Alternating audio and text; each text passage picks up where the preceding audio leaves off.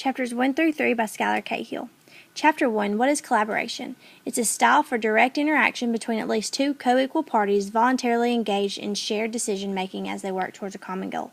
Collaboration, occurring during shared interactions from the activities themselves, such as teaming, problem-solving, or co-teaching. Collaboration is voluntary, cannot be forced. One cannot be forced to collaborate, requires contribution among participants. Each person has equal value in decision making, is based on mutual goals, sharing at least one goal with everyone, for example, in an IEP meeting, depends on shared responsibility for participation and decision making. You, the special education teacher, collaborating with a general education teacher and coming up with a plan for a struggling student. Shared resources sometimes serves as a key motivator for individuals to collaborate. Working with diverse families. It is extremely critical to collaborate with parents and family members of your students.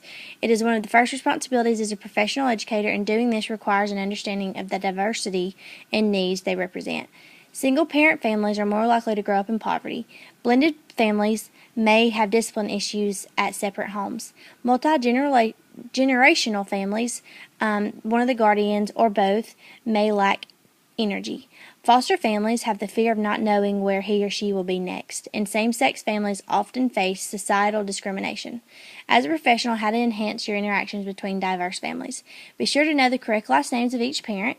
Always offer information to parents and caregivers on their children's strengths and abilities. Avoid making requests that may place parents in an uncomfortable position related to time or money, such as classroom supplies, snacks, etc. Remember that every student does not come from a traditional family, so have alternatives ready, such as family trees, Mother's Day gifts, etc. Have a plan of explaining school procedures to parents who are not familiar with them, and this goes back most of the time with multi-generational families. Emergent characteristics in individuals who collaborate. Value the interpersonal style, which one of the quotes I took out of the book was, 2 brains or 2 heads or more are better than one. Trust one another and forms a sense of community.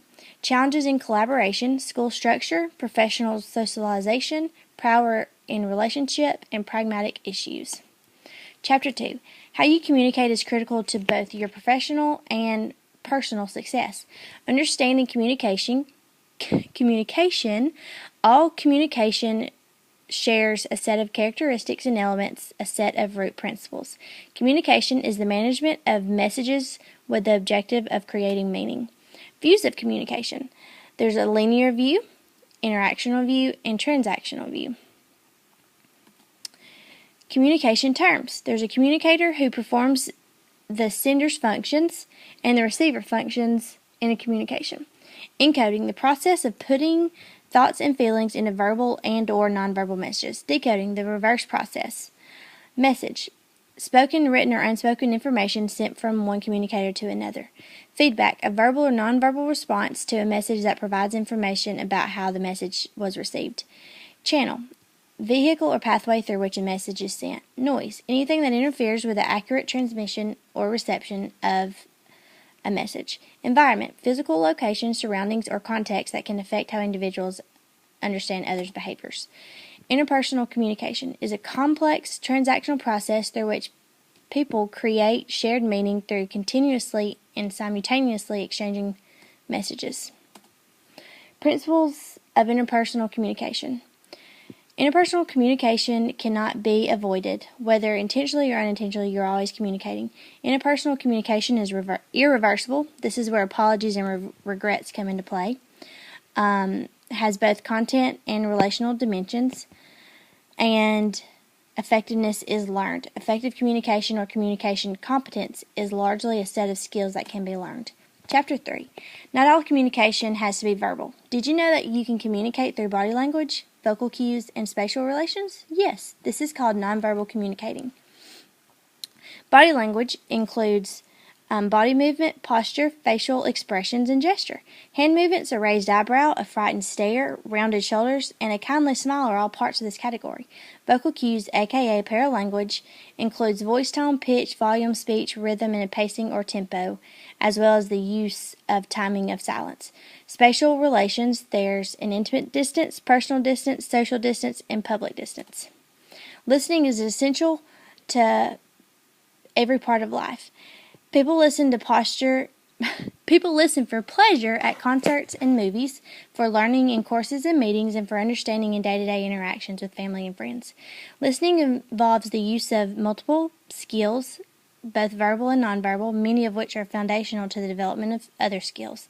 It is complex, difficult to measure process of selecting, attending to, understanding, recalling, and responding to the verbal and nonverbal messages. Responding. When listening, you respond in two stages. First, while the person is talking, and second, while he or she is done talking. Responses while the other is speaking should be supportive and let the speaker know that you are 1. Prompting, 2. Paraphrasing, 3. Reflecting, and 4. Questioning. Feedback. It is not possible to communicate without giving feedback. In the strictest sense, all transactional communication, whether verbal statements, questions, or nonverbal messages, is feedback. Most simply, feedback is providing others with information about your observation of their behaviors. Feedback statements should be descriptive, specific, directed toward changeable behaviors and situations, concise, and checked for clarity. And that is the end of my slideshow. And I had to hurry because I do not have much memory on my iPad. Thanks. Bye.